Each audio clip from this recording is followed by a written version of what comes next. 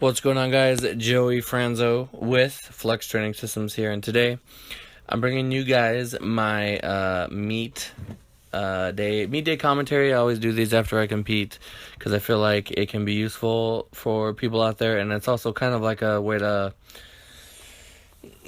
put my performances in the books, put it out there on the internet, so it's something to refer back to years down the road. I competed at Raw Nationals, and this meet was 6 weeks after, and I said, you know what, I want to do it because at Raw Nationals I was very, very busy. Raw Nationals was all business. It's just get my guys in, do what we need to do, qualify for the Arnold myself and get out. So I didn't really get to.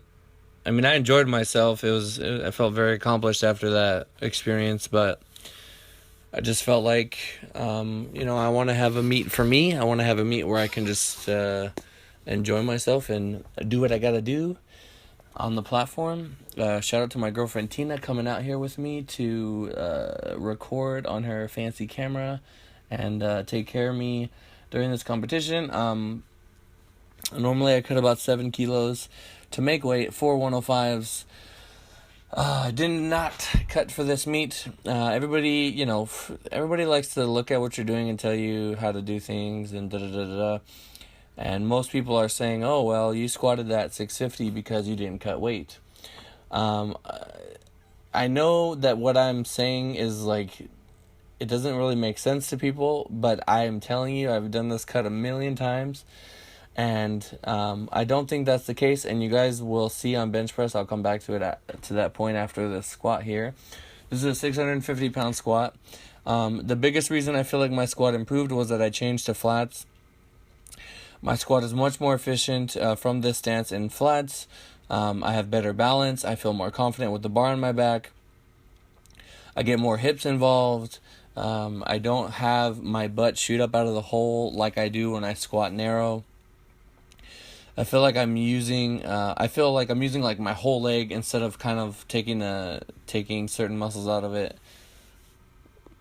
Let's take a look. Very smooth. I was actually surprised at how fast it was. I basically just did like a 3-week kind of volume phase, little volume block, and then I started tapering down after that. Which makes me kind of feel like that volume and your base is more important than if you can maintain the adaptations you make through accumulating a huge base. If your intensity phase is not too long, then you're gonna be better off. This is something that I've always known and practiced. It's just how am I able to prep for 5 weeks and put 28 pounds on my squat. Stance change, and then, just finding your optimal stance and keeping that volume in there closer to competition. All right, so back to what I was talking about before. The reason why I don't feel like it was my bench or my weight cut, I feel like my weight cut is less of a variable than people like to make it out to be, is because of this right here. Now, my bench press, I did have a small little pec issue, but I ended up benching, what I've already benched at 105. To me, if the weight cut was affecting me as much as people think, then I would have benched I would have benched 5 kilos more. How did I put 12 on my squat and only nothing on my bench? That's because the weight cut is not a variable, and the bigger variable was the stance change. Also, in my squat training, I only competition squatted once a week. The other 2 times, I squat 3 times a week. One of them is comp squat. This little cycle, this whole meet prep was just like an experimentation for myself. And I front squatted after deadlifts in the middle of the week, and then I did high bar at the end of the week.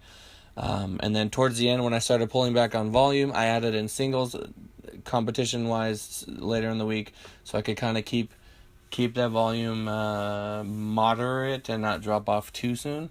Also you're increasing your frequency closer to competition, which is a basic principle.